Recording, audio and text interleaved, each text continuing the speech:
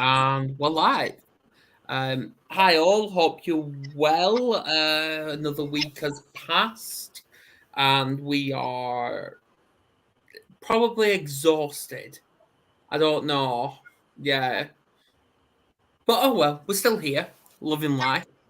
Tonight we're going to be discussing about mental health and intimacy, but with a splash of humour thrown into the mix. So obviously we haven't got Kim Dunlop because of time differences, because obviously she's in Australia and obviously we're UK and US. So obviously we're just trying to sort the time differences because time differences is messed up these days.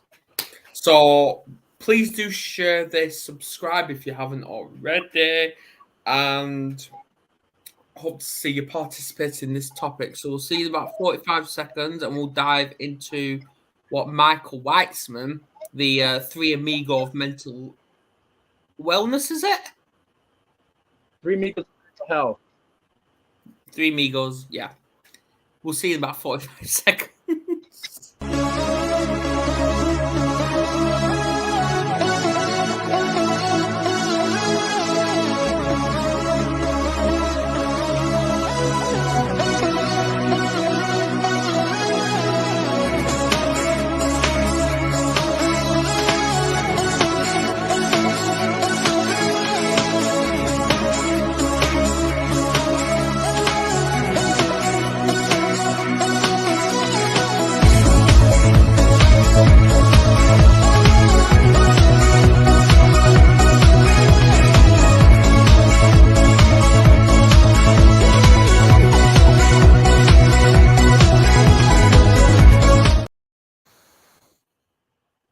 And we are back.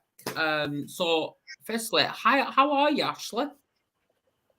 I'm hanging in there. It's been a rough few days, to say the least, with some teenage hormones and attitudes, but we're surviving. We are surviving some days. Literally, yes.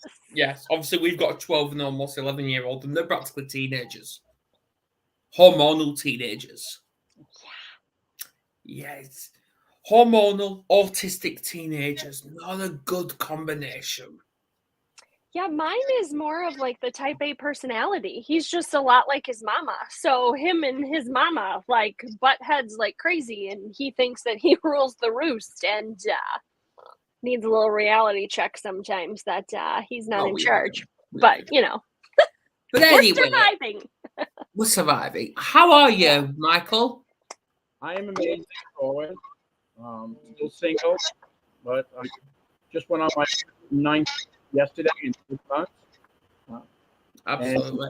I know there is a little bit of technical issues, so Adam here has to learn a little bit of patience for the first time ever in his life when it comes to it. But we're all right. We're still here. It's Friday night. So obviously, I think we should kick off with, because obviously there's two types of intimacy when it comes to it, and it's not just all about sex. There's a lot of different kinds of intimacy, isn't there, guys? So why don't you kick us off? Obviously, I believe in ladies first, you see. So why don't you kick us off, self-care mama? Me? Well, for me, intimacy isn't, like you said, it isn't just about that sexual component. Intimacy is being able to be vulnerable with your partner, your spouse, the person that you're in a relationship with. And when you can be at your most vulnerable, I feel like that's where intimate connections can happen. But then there's also like the intimacy, if you will. I think people might look at the word intimacy as that sexual component all the time, and kind of like a dirty word, right? Almost like a stigma, if you will, attached to it. But like, you can have intimate relationships with friends, you know, where you can be your most vulnerable with them and have that connection and build a relationship and like, and doing life together, if you will, where you can vacation together, you can, you know, have your friends over to have a game night, or they're pouring into your children, or you're pouring into their children, and vice versa. And I think that's where that intimacy comes in. But again, I think there's that stigma around that word. Like it's like, oh, what? I don't want to have a sexual relationship with my best friend. Like that's weird. You know, like there's that weird component to it, I think. But it can be in all relationships where you have that vulnerability and that authenticity with people. Absolutely. What do you think, Michael? Well, most people think it has to do with sexual relations, but when you're in a relationship or having a relationship, in my case, women, it'd be really interesting just walking and holding hands down together, hugging each other without anything going on whatsoever. And so many people put so much pressure on themselves when they say intimacy that it has to be like performing.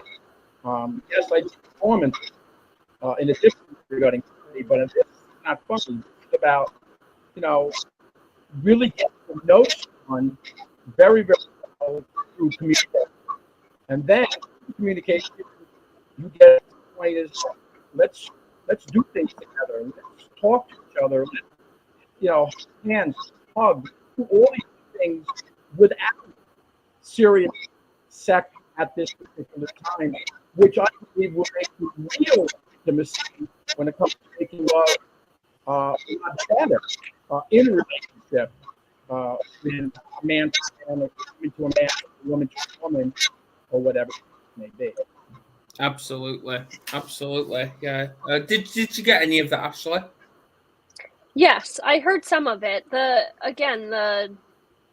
connection is a little wonky, but let's see if we can. Oh, what's she doing? I don't know what she's doing. I don't know. I was just looking at something because I know that it was a little broken up, but yes, ultimately I agree with what you said, Michael. It can be, that friendship. It can be just a hug. There doesn't need to be something sexual, any sexual component going on with the relationship. So yeah, I definitely agree with that. What about you, Adam? Come on, let's hear from you. Well, you got well, the thing is, I want to pick up on what you said, Ashley, about the stigma of it, where I believe straight up, sex isn't everything. It isn't. And if people seem to think that having sex with that loved one is the answer to everything and it brings you stronger, then I don't know. Because there's more to life than just that, just intercourse. Hi Tony, okay.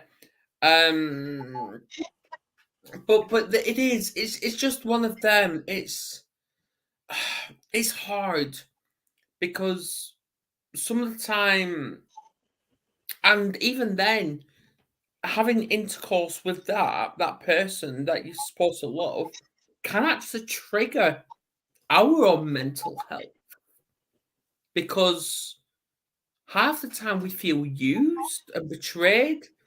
Like even then, when you talked about friendship and all that, that at one point before relationship, those two people were friends, and it's like you all this tick for tack about whether there may be feelings there, but it's if they start doing things, whether it's like kissing, hugging, whatever, that type of intercourse, they've got that anxiety in their heads that they think they're going to betray their own friendship, which could be a trigger to them too. And then instead of actually pursuing that into a relationship, they start despising each other and then they go separate ways. So it's like, what the hell do we do? Well, and honestly, coming from a totally different, component here because I am the only female in the room regarding this topic. Thanks, Adam, for throwing me into this. You are most welcome. But no, like so for me, thinking about those relationships, say that I had in high school, anytime there was like that weird dynamic to it, right?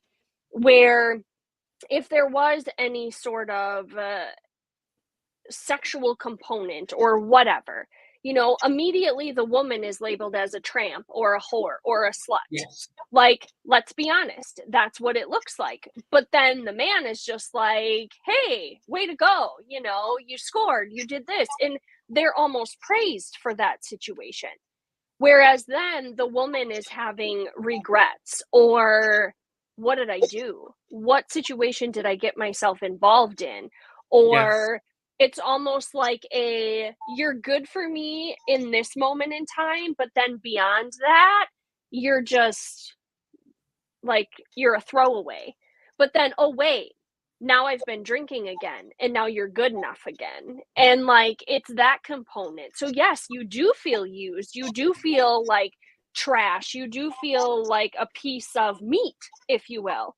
But I will say that intimacy and that component within my marriage, where, I mean, my husband and I have been together for 19 years now, but there was a lot of moments within our marriage that during pregnancy, especially, don't touch me. I don't want to have sex. I don't want to be intimate. Like, I just want you play with my hair, rub my back. I'm miserable. My head has been in a toilet all day. Please don't expect anything from me. And those are the moments that literally have almost destroyed my marriage, because my husband is let's be honest, he is a very sexual creature. And men were created to be that way, with high testosterone and having those needs. And now that we're done with the baby phase, we're done with the pregnancy phase. Are you though? Like, oh yes, we're very much done. Like, we had that taken care of almost 6 years ago. So, but now that we don't have that, I guess, barrier, if you will, or that obstacle in the way, now the focus is different. Now the focus can be, okay, now I can meet your needs where you need to be met, and you can meet my needs where my needs need to be met, and we can come together. But like, there still has to be conversation sometimes of, I'm not a piece of trash. I am your wife. I am not just your play toy. I am your wife. Like, sometimes those conversations still need to be had as a reminder of who I am to you. And it's vice versa as well for the man. Yes. Yeah. So, I mean, but let's be honest, how often do women have a high sex drive compared to a man? It's not as often as you think. I mean, it happens, it does, but that also is an indication that the woman's hormones are off and she is very sick internally. She just thinks, oh, I have a high sex drive. That's really not the case. Women were not designed to have high testosterone levels. They really weren't. So, yeah, that's all I got for that. Go on, Michael. Well, let me clarify. If you do know somebody that has a very serious sex drive, you can put out my number. It would be excellent.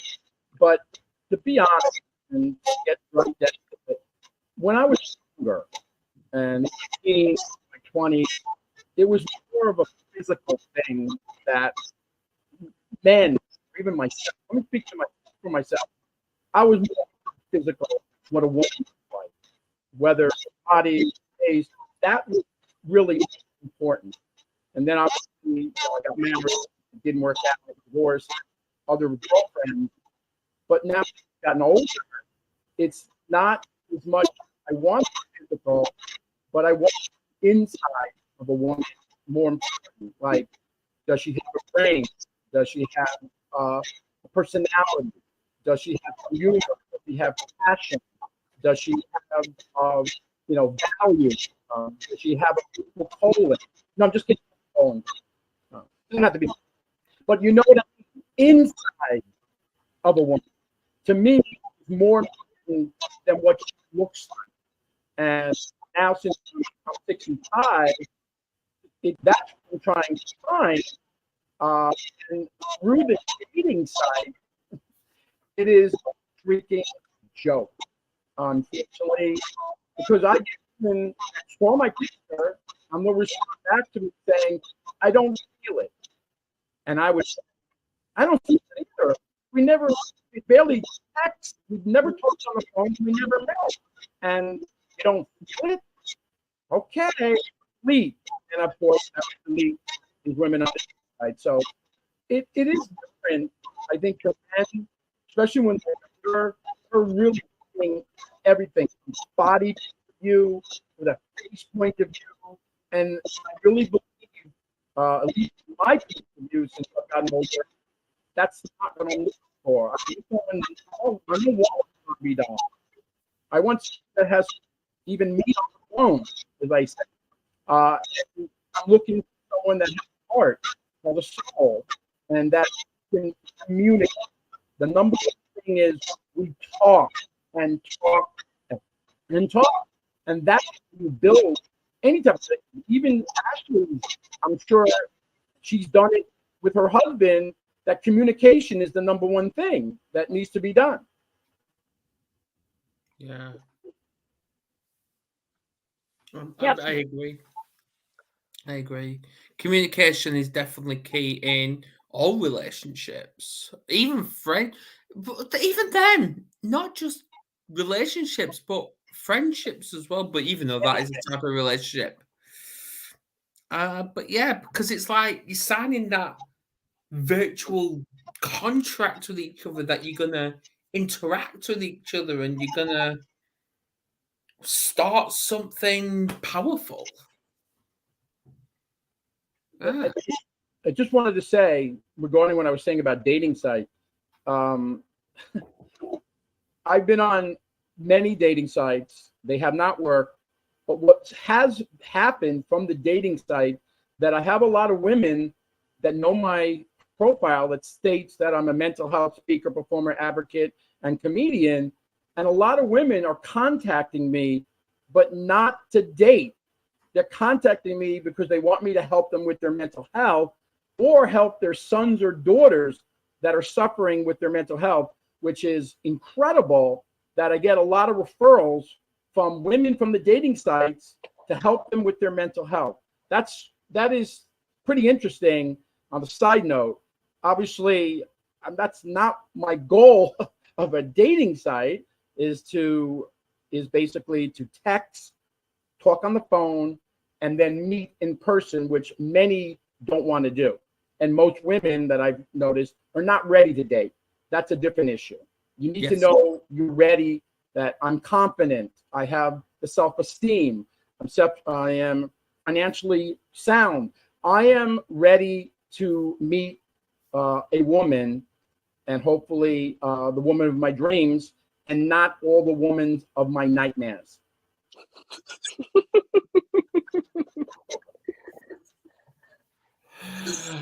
Yes, that is coming from Michael Witezman, the Three Amigos. You know what? I want to pick up on that. I do. I want to pick up on that, and obviously I'll get to the comments in a minute because they're really good. Now, and this is for both men and women. Now, obviously, when they sign up to dating sites, it doesn't matter what it is. Their goal is to find someone, as you said, Michael, to find someone to basically love them and accept them and start that conversation, break the icebreaker, shall I say, and then possibly start something interesting.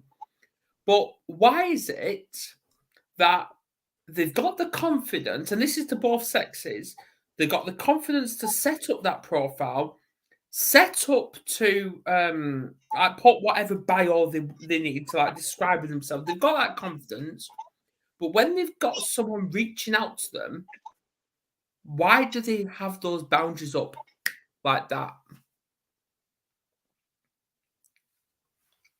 think that's a good question. I can only go by my experiences, and I just feel that a lot of women and men, let's say men and women, as a motivational speaker, do not know the 4 words that I cherish. It's called, what do you want? And they're not doing what they want. And that means from a relationship point of view, it could be their job situation, whatever it is, they're not doing what they want. And I know what I want, and I'm doing what I want. But unfortunately, when it comes to the women that I'm meeting, especially from the dating sites, and sometimes a blind date here or there, or whatever the case may be, a lot of them are just not ready. I mean, I just had a situation, I have to be honest with you, happened last Sunday. I'm not going to give out the name of the person. And we met from eHarmony, first time ever. And it was like my first woman that I met. And we met 2 days later at a bar, at a brewery. And we had an unbelievable time. We were kissing, and this is what we never met before. We were talking, communicating, everything was going great. There was like 4.5 hours of bliss. Oh my God, she loved me. I love what you do with your mental health. I feel a positivity in you. I really think the energy, you're an amazing guy. I'm going to Florida, and I'll text you when I land.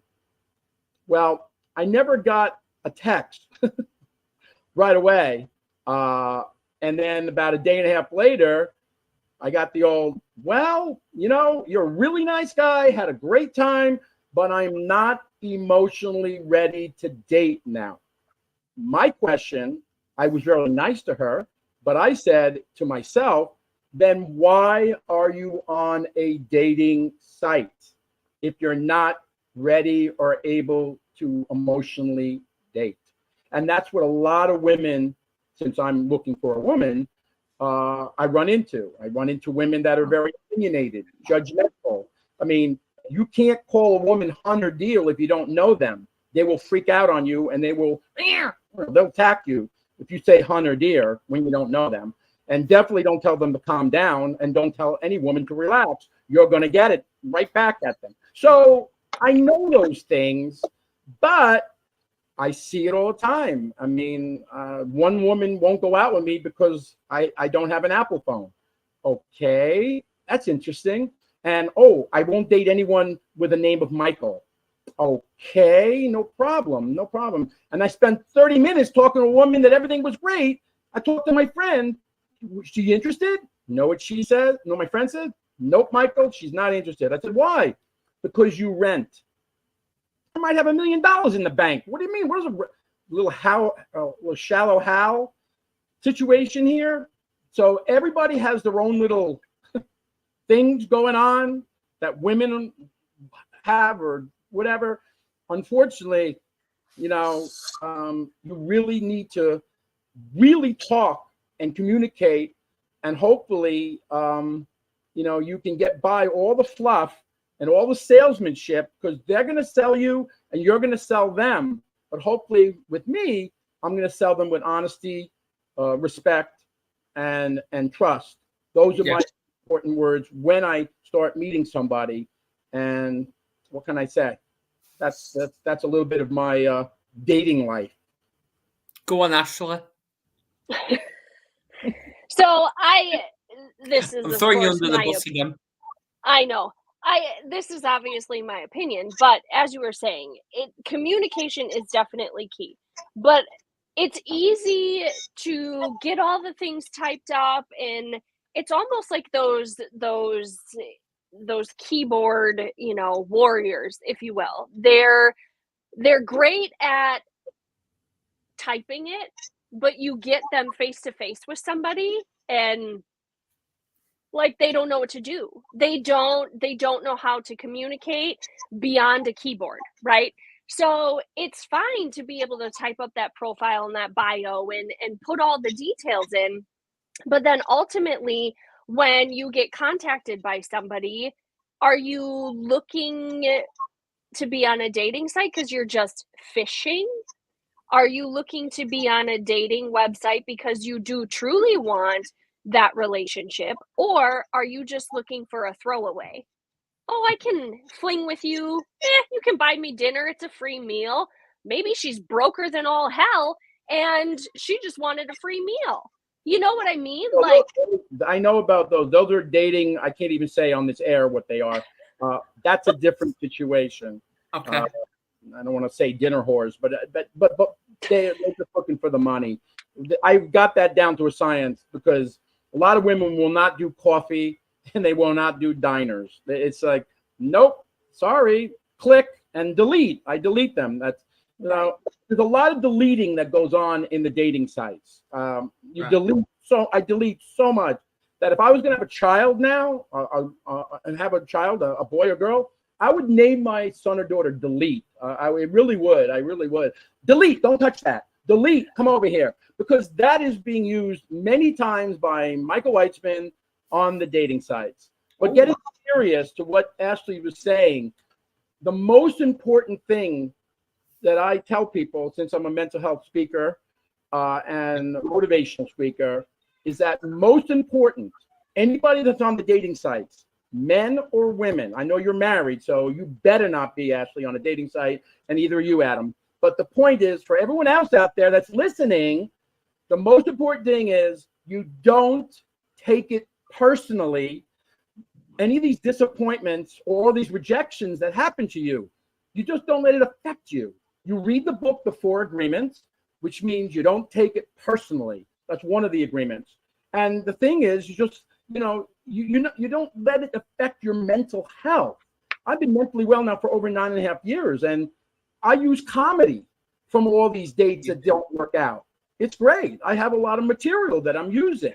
I'm not going to use most of it on the show, but the key is what? What is the most important two things that I think is most important when you're dating or in your life with your husband, Ashley, with your partner, Adam, whatever the case thing. To me, the two most important things, whether you're dating or not, is to be happy and have fun. If you're not happy and you're not having fun, change the predicament, change the dialogue, change it. Whether it's your partner you're not happy with, then work on it or move on. Or your job, work on it or look for another one. This is very simple, but people don't get it. It's all about I am so unbelievably happy and having so much fun, and I'm single. It's okay. Yeah. It doesn't control my happiness if I have a girlfriend or not. Yeah. And in some cases, having a girlfriend will affect your happiness and your mental health. Yeah. Right. Well, we've got a couple of questions from Tony, and I think they're really, really powerful towards this topic. First of all, is what do people want out of a relationship? Security, material, love, or all? Repeat that again, a little louder. What do people want out of a relationship? Security, material love, or all? You take it, Ashley. Oh, geez. I figured you were going to say that. Well, from a woman's perspective, we want security, I think, is the biggest thing. And then second to that is love. We want to be loved. A lot of women, if you will, and I'm probably stereotyping this, but a lot of women have father issues, right?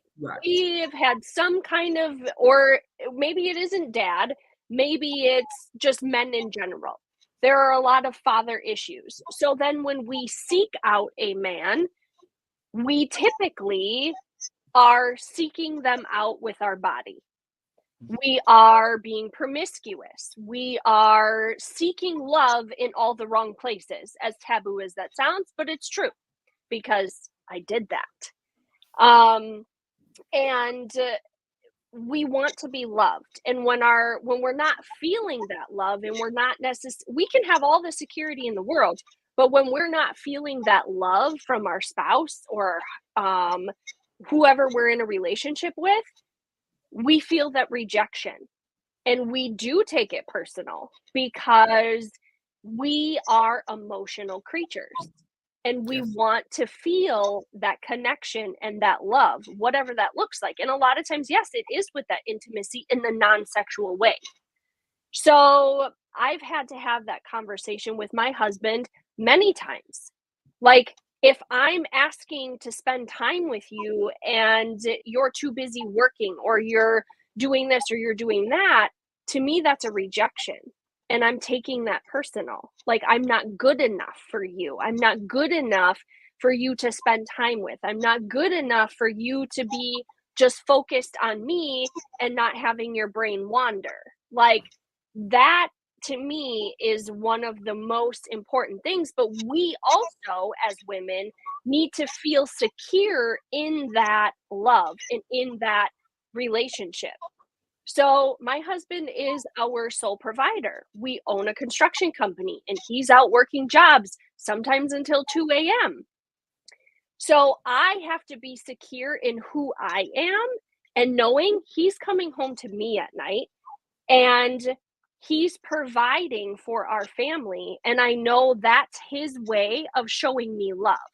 So sometimes he might not rub my back when I ask him to because he's passed out snoring next to me because he's exhausted. But then I have to remember that's his way of showing me that security and that love of I provided for our family. So I have to be secure in and of myself to know that and to remember that and being confident in who I am. So that is that's one of the big things I think for women. And it doesn't even necessarily need to be the material things. You know, some women, yes, it would be a materialistic love, like buy my love, buy me the things. But at the end of the day, you want to feel that love by action and by that feeling, right? Because your actions speak louder than your words. Don't tell me one thing and do the opposite. Like, show me that you love me and that I can be secure. Now, Ashley, let me ask you, have you had these really good conversations with your husband about that? Because it's you try to make it a 50-50 split type of relationship. You know, some relationships could be 55-45. You know, if he's working late till 2 a.m. and then you want something else from him and he's like, I can't give it to you now. It's all about, you know, accepting what's going on regarding him working or whatever the case may be. And if you've been having those conversations, then that is going to build that marriage better and better. Because the key is your marriage is, you can say your marriage is going great, but I always want it to get better, whether it's a relationship or marriage. I want it to get better and better. It can always get better. Okay. So if you're having those conversations with your husband about these things, then that's amazing. I mean, that's really what it's all about. You know, I mean, when I was married, I don't know if you ever watched the movie The Exorcist. Remember the movie The Exorcist? Yes. You do? Well, I was married to the reincarnation of Linda Blair. You know who that is? That's from the Head Spins and the Pea Soup that came out. That was my ex-wife. And, oh, it's great for 5 years. She was very pretty. She's gorgeous. We had 2 young children. Everything is great. But she couldn't love. And I tried to get her to love. I tried her to touch, feel, all these things. Her mother did some damage. That was Linda Blair. She's a reincarnation of. So I tried my best to be that knight in shiny armor in my marriage to take her away from her mom. And I will give her all the love. And I will do all that. But unfortunately, she never could. And she was, she was cold and wasn't into anything, whether it's sex or anything. She wasn't into that. She could never do that. And I tried. And then, of course, other things happened, verbal abuse, and then my mental health issues. She wasn't on board. And then I had to do what it's called is a divorce. And Ashley, you don't want to have a divorce. You don't want to ever go there. You want to continue to make your relation better and better. And I don't want to call it, I came up with something now. It's in my book. I'm writing a book. I don't want a relationship.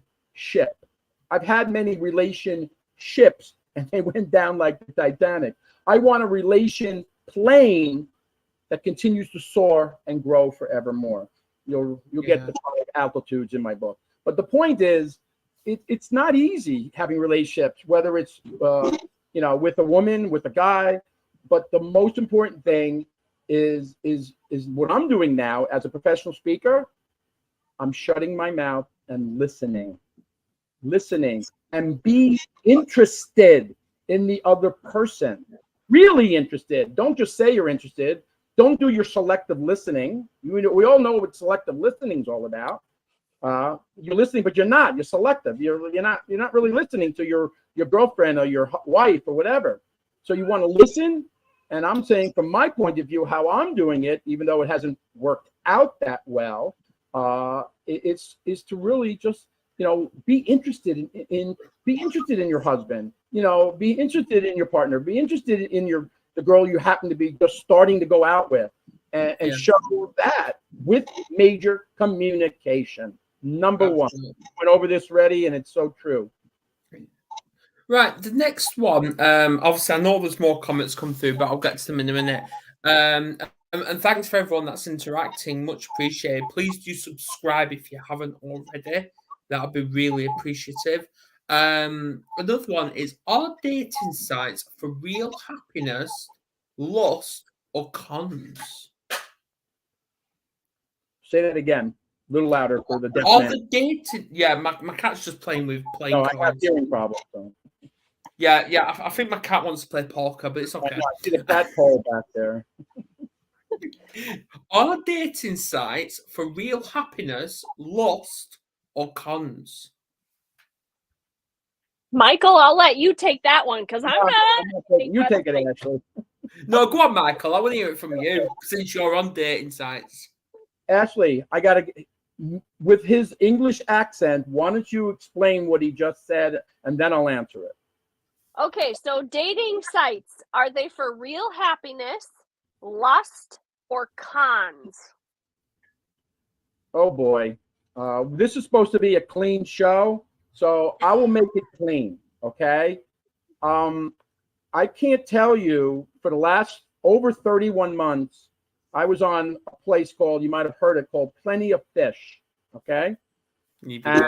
Called POF. I'm also on one called Tinder. This is just for a sample for the people out there. For over 31 months, for me personally, and I said this before, I've been on 109 dates, ladies and gentlemen, in over 31 months. Think about that for a second. Let that brain fizzle. 109 dates. Would you believe, out of the 109 dates, every single date died, okay? Every date died, and I put them in an urn.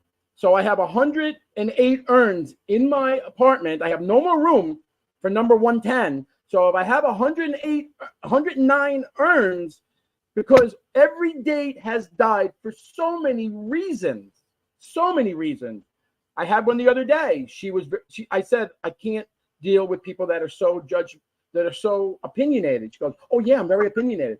Okay, delete, because I can't, I know what I'm looking for. It's just been hard. There's excuses for so much. And these are women that I haven't even met yet. We haven't even talked. So all I can say is, I know what I want. I know what I put in my profile. It's exactly who I am. I put exactly recent pictures, who I am. And I'm a good speaker and also can write pretty well. And I do a secret. I'm going to tell you a secret right now to everyone that's on the dating site. I do a lot of copy and paste on the dating sites. That's how I'm getting a lot of these dates. But unfortunately, I have a lot of dates, but I'm not able to hold any. So the bottom line is, there's so many, I can't tell you how many excuses and reasons why the dates have not gone. All I can say is that it just hasn't worked out. I'm not giving up, but it's a numbers game. It's a numbers game. You would think after 109 dead dates, I would at least have one type of really decent relationship. And I did. I went out with someone 2 months ago. I don't call it a relationship, but if you ever watch the show Seinfeld, this person dances worse than Elaine in Seinfeld. I couldn't take it anymore. She's bringing planes in at an airport, like taxing. I had to walk away. So there's many different reasons, excuses. The dates didn't work out, but Michael is not going to give up because Michael is looking. I'm honest, trustworthy, and respectful, and that's what I tell everybody. And also a lot of fun because I am a comedian. Absolutely. Yeah, we've got some more comments, but firstly, welcome Nick, wherever you are. Yeah. I think Nick is Here he is. There he is. Hey, Nick. We're playing peekaboo. Where you from, Nick? He's from London. He's UK. Oh, UK? Yeah. Cool. Yeah. Right. I don't know if you've been listening to the conversation, Nick. He's muted. Nick, we can't hear you. Can you hear? Can you hear me now? Nick's paid his electric bill. Carrie. Oh, goodness gracious. Okay, what other questions do we have coming in here? Let's see. Please share this, everyone, by the way. Share it. Please share. Richard said, my mother said security first, second is trust, and third is love. And then Tony said, do we go for looks or personality first or something else? Can I answer that one? Absolutely. I don't think anyone should go for anything first. I think they all come as equal because the personality actually creates that character we're supposed to be. And the looks, anyone can change the looks. But the thing is, though, I believe, like I know, without sounding sexist or anything like that, and I think Michael can vouch for this, is when you're on dating sites, obviously I haven't been on it in God knows how long, but when you're on dating sites, it's when you're scrolling past, when people are liking you or whatever, is they always go and like or talk to people like men that has got short hair, facial hair possibly, shitload of tattoos, 6-pack or 8-packs, whatever. Men always got the tops off or anything like that, but people that's got a bit of weight to them completely ignore them. So, but the thing is, though, looks don't matter to me. They don't, because it's all about what you can provide from the inside, because it's a lot more beautiful on the inside than it is on the outside. All right. Well, I'm gonna take the ball and roll on that one. Very importantly, it's okay that you want to look at somebody that looks nice, looks okay. Like I said, doesn't have to be a Barbie doll. You know, I'm not looking, for, any. I'm not looking for that type of beauty. I want someone to look okay, But most importantly, when it comes to the dating sites, what you just said, read the damn profile. Read what the woman is putting on there. I know my profile is amazing. That's why I'm getting a lot of people. Unfortunately, their profiles is what I decide to read. So I learn about them, what they like, dislike, what they like to do. Do we have some similarities here? Is there things that intrigue me about her personality or her interests? Maybe she also likes going out to see live music and dancing. These are the things I'm looking for on the dating sites, and hopefully she still has, looks okay. Like I said, it doesn't have to be, Bridget Bardot or anybody like that, or that's an old lady in my day. But anyway, the point is, it's reading what they put on there. And then when you start a conversation with them, like I said it before, and I'll say it again, be more interested in them instead of saying, well, I'm this, I'm that, I'm that. Who cares? It's about you're showing interest in her, and then hopefully she'll do the same to you. But read the profiles, and that's how you do. I write them on I take a sticky pad and I put down everything about them, and I go, "This is your life, Sue." And I tell them what you like to do water skiing, and I write everything down, and they go, "Wow, how do you know all about it?" Because I wrote it down and put it on a slip of paper. So I want to learn more about who you are and the inside, not the outside. Yeah, absolutely. Go on, Nick. Can't hear you. You still got that mic problem. Very bad sound issues.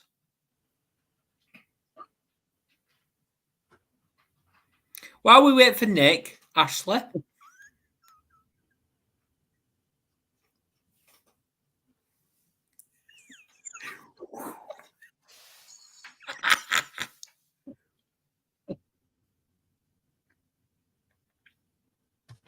You're muted.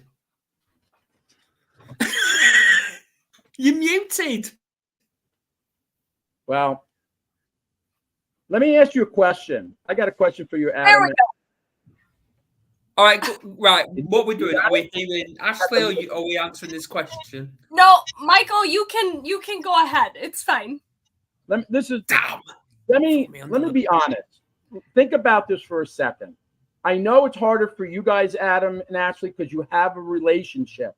Okay, you have that. And for my question is, if you're not going on the dating sites to try to find a woman or a guy, I mean, I thought of an idea when I'm in traffic. Put like a personal ad on my windows. Hi, I'm a great guy. Call Michael 914. Blah blah blah. I'm single and amazing. Put a car personal. What the hell? I came up with that. Or go to libraries. There's someone right there. Supermarkets. I went the other day. I saw someone there. I said, "Hi, here's my card. Call me. You look beautiful. I saw you at the tomato stand." You didn't. Cleaners. Nail and spa places where women go. That's maybe I should go there. Church. They dress up very nice. That's not bad. And then my ultimate favorite, which is from a movie. You go to a funeral. The husband might have died, but she's single now. You give a card. You know what? Hey, I know you're single now. Here's my card. If you happen, grieve a little, here's that. And then my favorite, maybe go to gynecologist places. When coming out of the building. What the hell? Here. Oh, is everything good down there? Great. Well, I'm single. Here's my card. What the hell? What do we have besides dating sites? Ladies and gentlemen,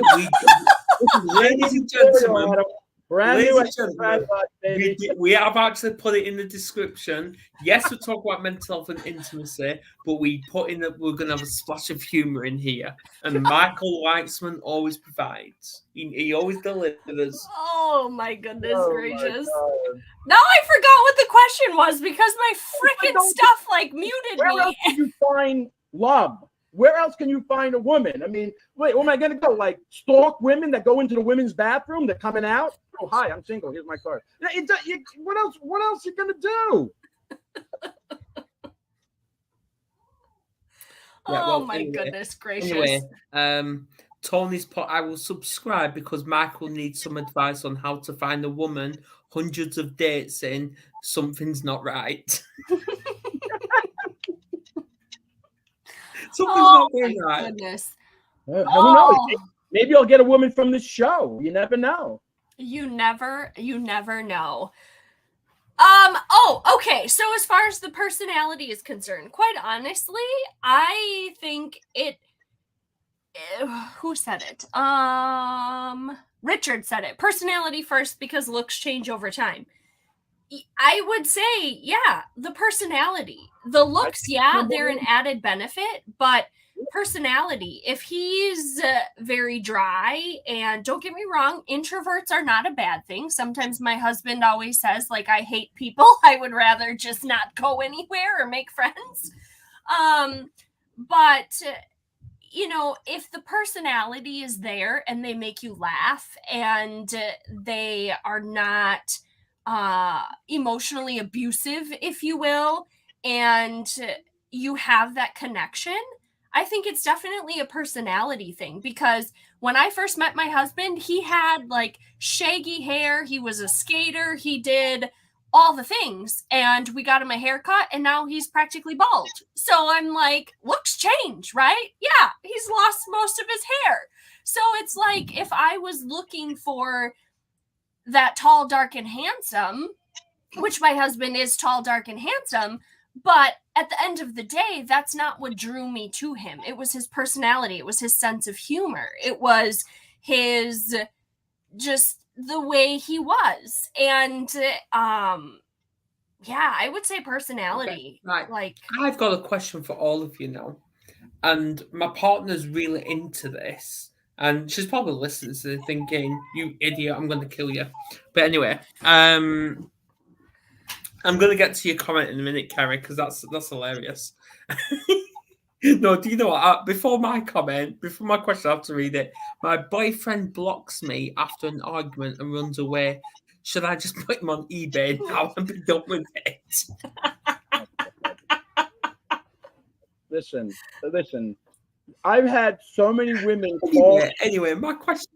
I had a lot of women call me on a restricted, phone call. You get restricted number because they might have had some guy that was really haunting them or had a bad experience, and I get these restricted, and it's like, I'm not a serial killer. I'm a serial dater, but I'm not a serial killer, man.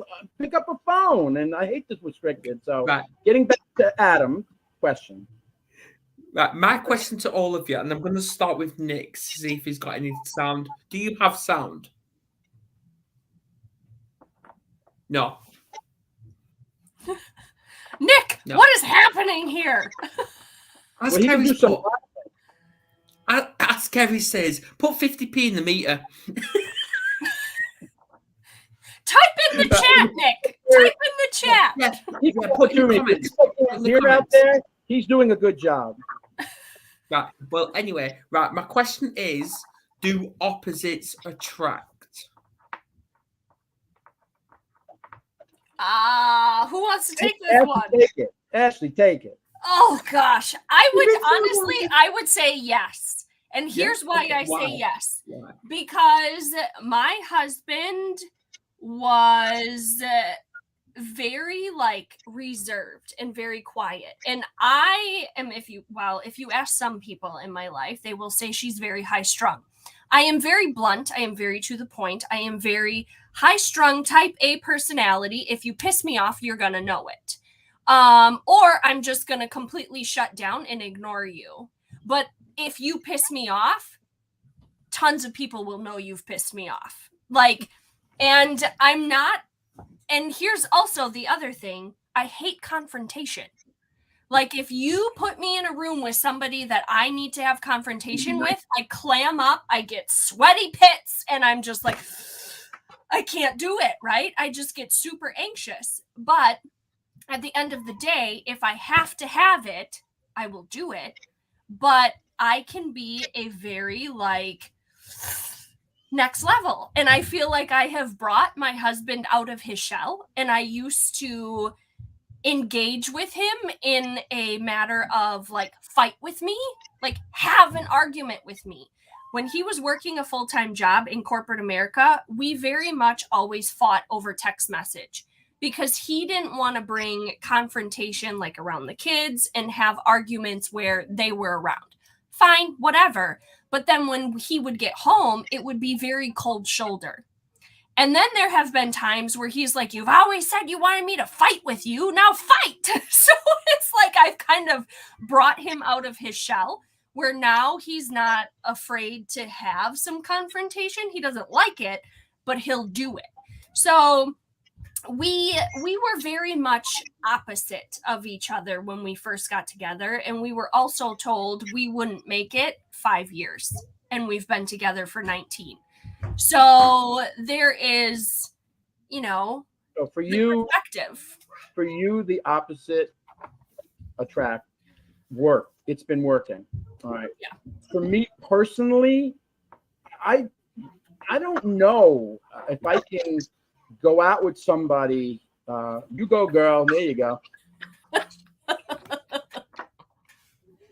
Now, but I definitely think you should read the book, The Four Agreements. Ashley, I really would, because I always tell people, I don't take things personally anymore, whatever the case may be. No. But to answer Adam's question, for me personally, I don't know if I can go out with someone that doesn't like humor, doesn't like to be silly or funny, that someone doesn't have a big type of, outstanding personality, that somebody is not affectionate or not passionate, because I already had that. That was my ex-wife. No, but the point I'm making is that, I don't know if I can.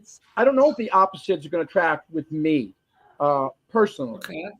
It does. I know that people out there that is working. Like Ashley might be one of the people that opposites do attract. There's nothing wrong with that. If you can make that work through communication and talking to him and him talking to you, and work that and have a fight, a really cool fight, and then you make up and then you move on, and and all that stuff.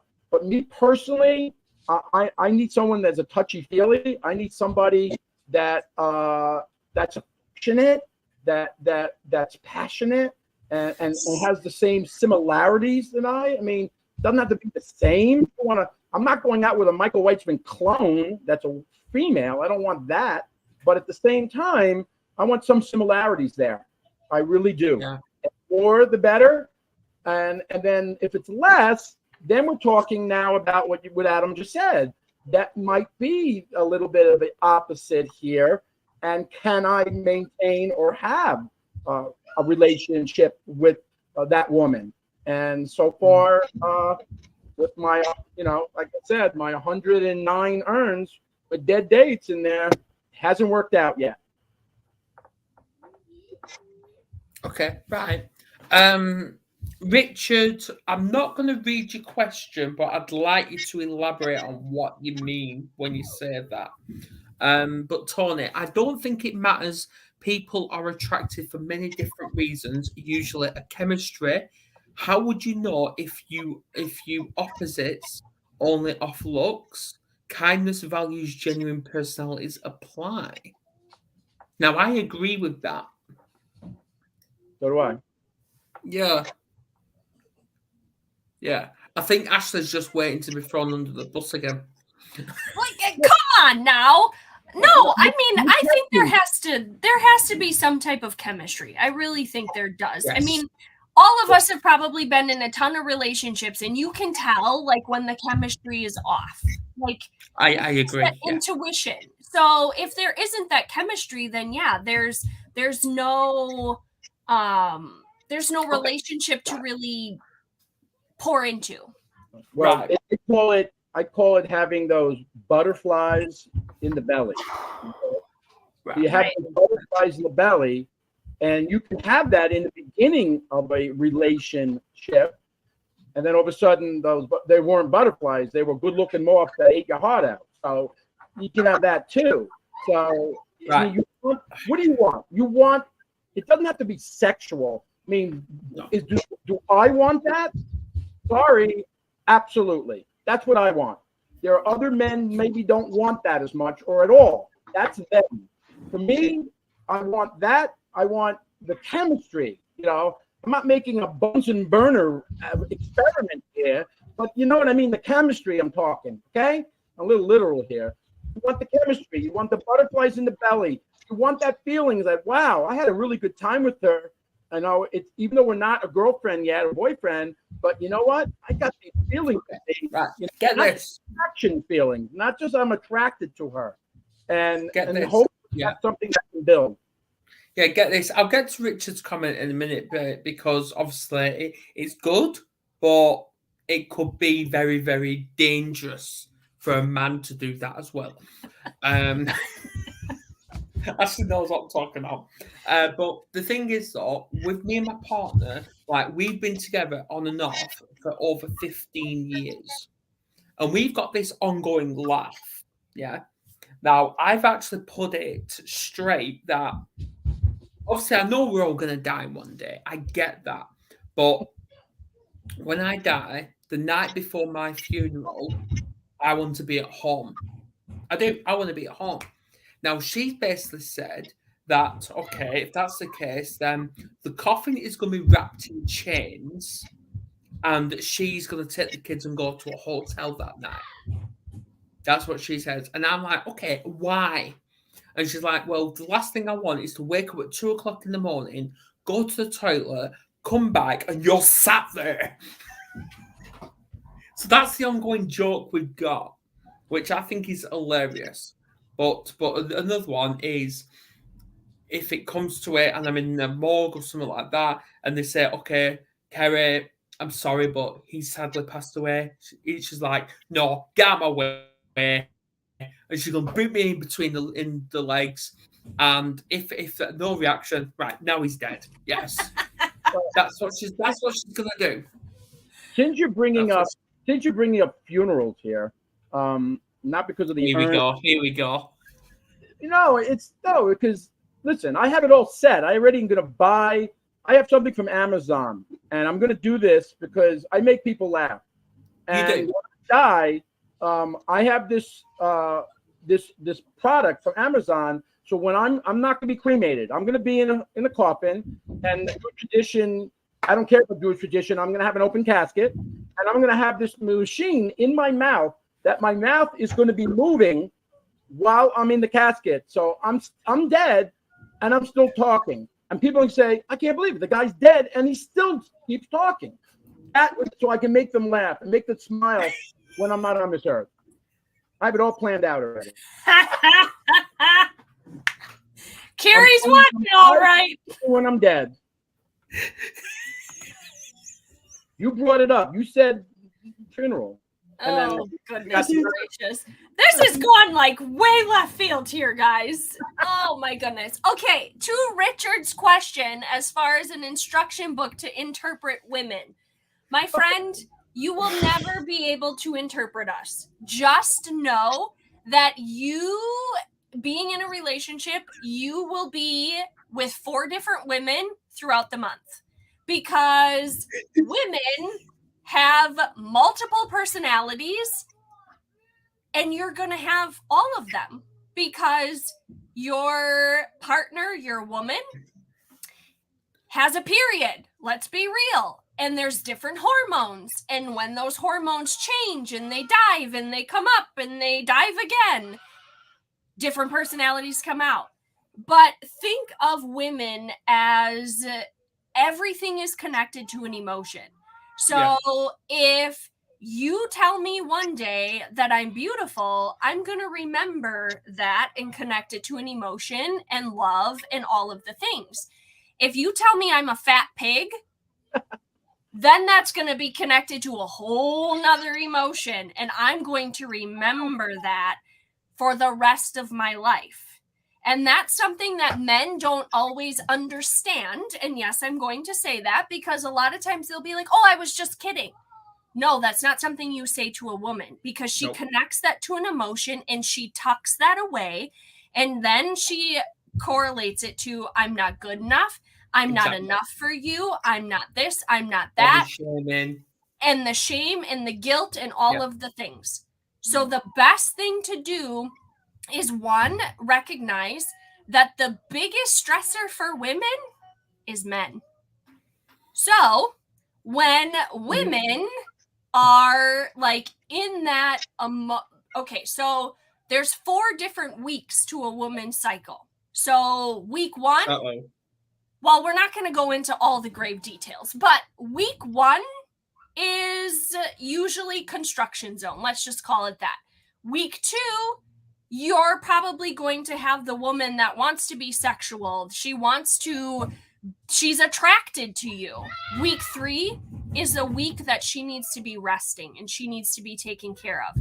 Week 4 can go one or the 2 ways. She's either going to be a bitch on wheels or she's going to be attracted to you and wants to be sexual. But it depends on how she's taken care of in week 3.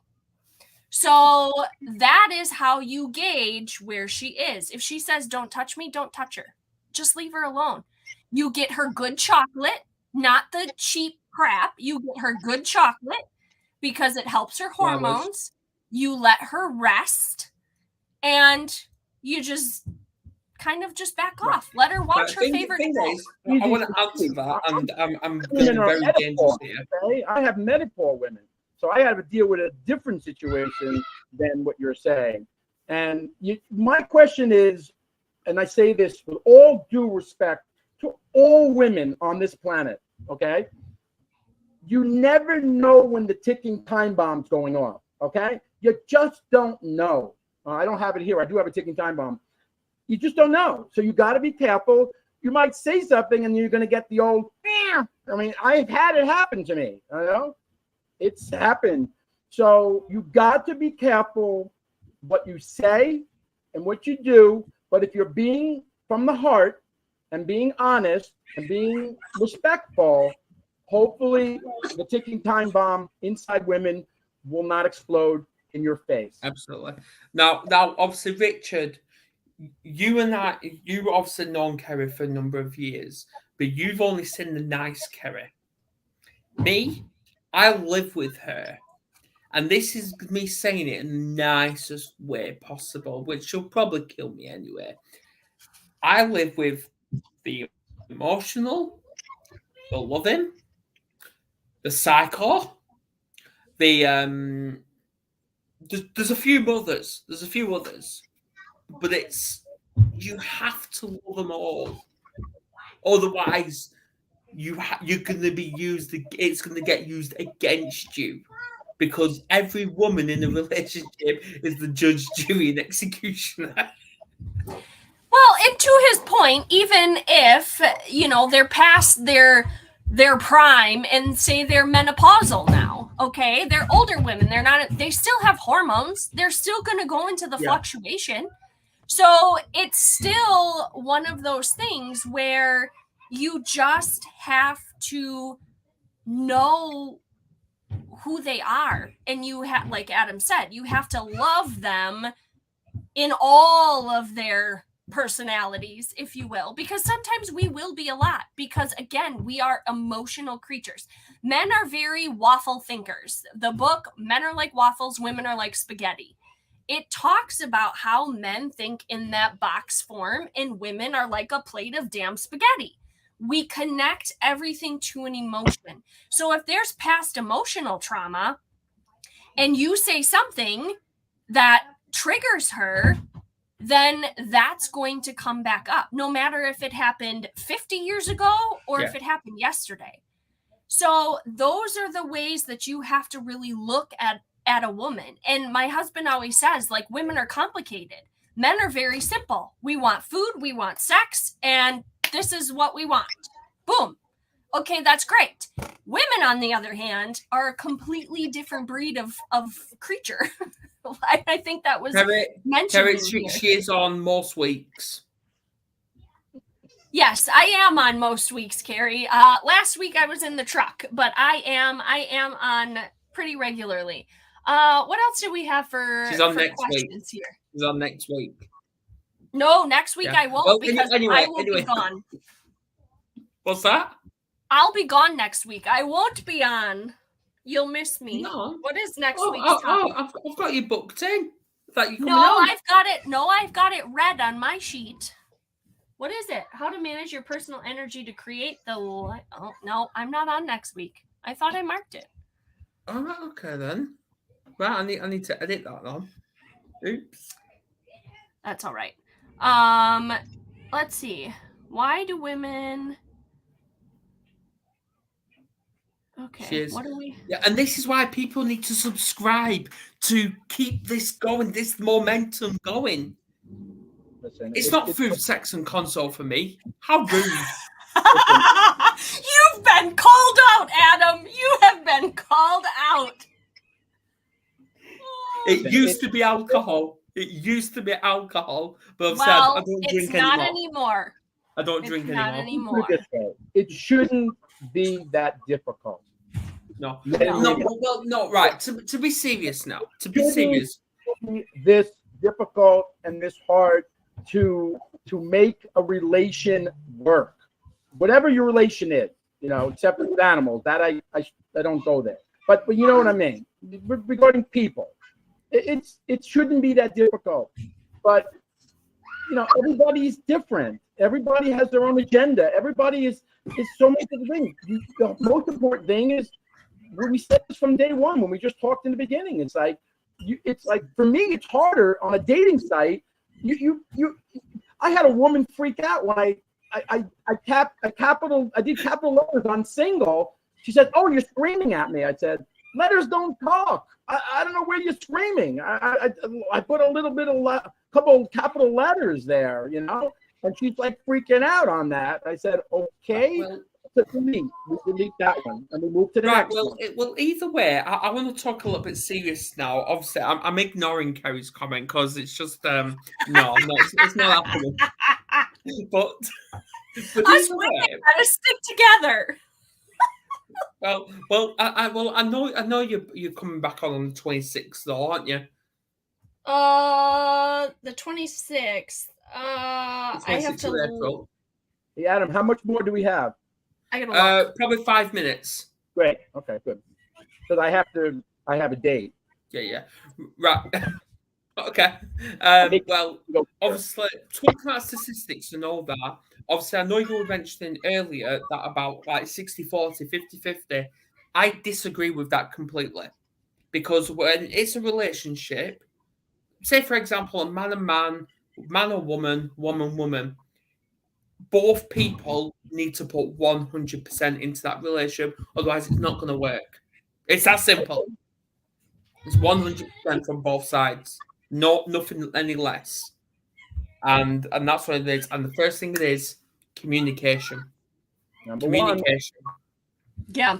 Well, and not only that, but if you have that strong bond together and you have that communication, if my husband can only tow 50% one day, and I'm functioning at the 100, or we're meeting in the middle because we've both had exhausting days. I'm here with the 6 kids and they're over the top, and he's had a difficult day in the field. Like, whatever that is. When we can come together and recognize, like, hey, you need some extra attention today, let me draw you a bath. Or you need this, do you need me to make you something to eat? Or did you pick something up? Like, you kind of pick up where they're lacking. But ultimately, yes, the relationship, especially in the marriage, because you came before the kids, that definitely needs to be 100-100. There's no doubt about that. And then when the kids are obviously involved, like if one spouse, again, like in my situation, I'm here at home with the kids, then maybe he is only that 50% parent because he's gone all the time. But then when he's home, he's engaged. You know what I mean? Like, but you have to figure out ultimately what is going to work in the dynamic of what your daily life looks like. But for you together, it should definitely be 100-100, because without that communication and without that work on the relationship, it's going to fall apart. It ultimately will, because communication will be broken, and you cannot have a successful relationship with broken communication. You just can't. Absolutely. And you're always constantly learning more about yourself and learning more about the other person. Agreed. Really all about. Yeah, and as well, I agree with you, Kerry. Stay-at-home mums have the hardest jobs as well, but there's people out there that are stay-at-home dads, full-time dads as well, and they have the hardest job also. But on that note, I'm going to end this. Please tune in next week as we've got Kimberly Kasparian. I know Nancy's back, and I hope Nick sorts his tech issues out. That's going to be at 8 p.m. UK. And I hope you're back on the 26th, Ashley, because Kerry's actually due to come on that show. Oh, really? Okay, let me see. The 26th. She's due to come on. So I'm going to end this now, guys. Please subscribe to all of our social medias, whether it's Facebook, the Warriors, YouTube, whatever. Please do subscribe and share this. And let's keep kicking ass. Thank you, Michael. You're welcome. Thanks, Thank you. Nom. Go get that 110th urn.